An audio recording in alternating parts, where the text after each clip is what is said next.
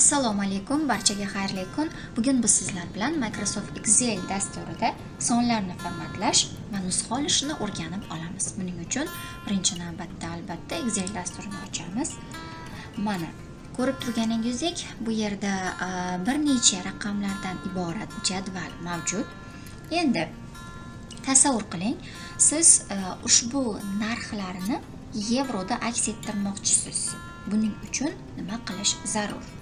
Albatta o'ylashingiz mumkin, mana bunday qilib turib har biriga belgini, ya'ni yevro belgisini qo'yib chiqishim mumkin deb, lekin bu biroz ko'proq vaqt talab qilganligi uchun hozir men sizlarga juda ham oddiy va sodda usulini o'rgataman.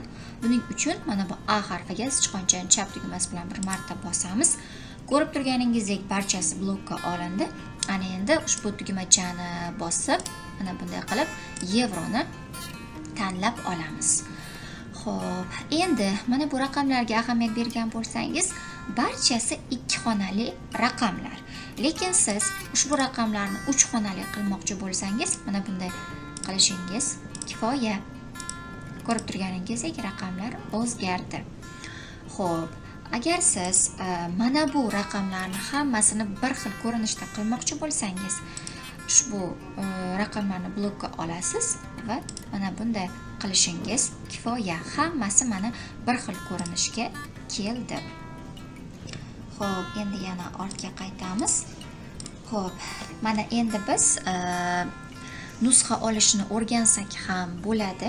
Agar siz biror bir hujjat tayyorlayotganingizda ushbu raqamlar sizda ushbu biror bir ma'lumotlarni nusxa olish uchun blokka olamiz va ta'kidlab o'tishim joizki, 2 usul mavjud bo'lib, bunda Ctrl va C tugmasini bosish orqali ham mana bunday qilib sichqonchaning o'ng tugmasini bir marta bosib qo'yishimiz mumkin bo'ladi. Endi ikkinchi usulga o'tsak, mana bunday qilamiz, ortga qaytamiz va mana ko'rib turganingizdek, mana bu aylanayotganlarni yo'qotish uchun Escape tugmasini bosamiz. Endi yana blokka olamiz va mana bu tugmachani bossak, bizda mana kopировать bo'ldi.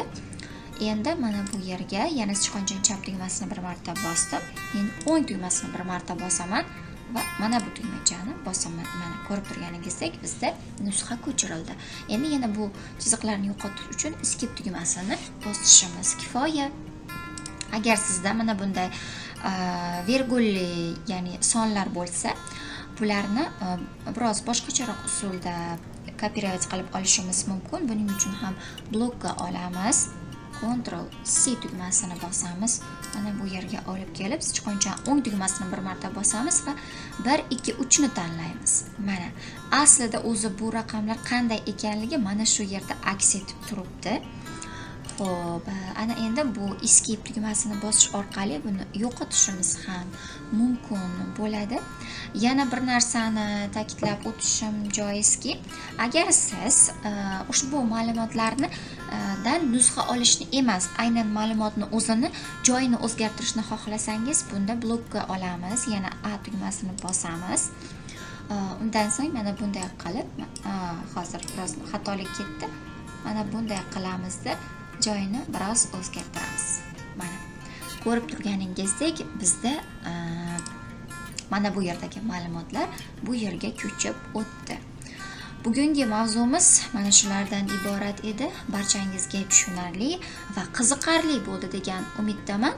E'tiboringiz uchun kattakon rahmat.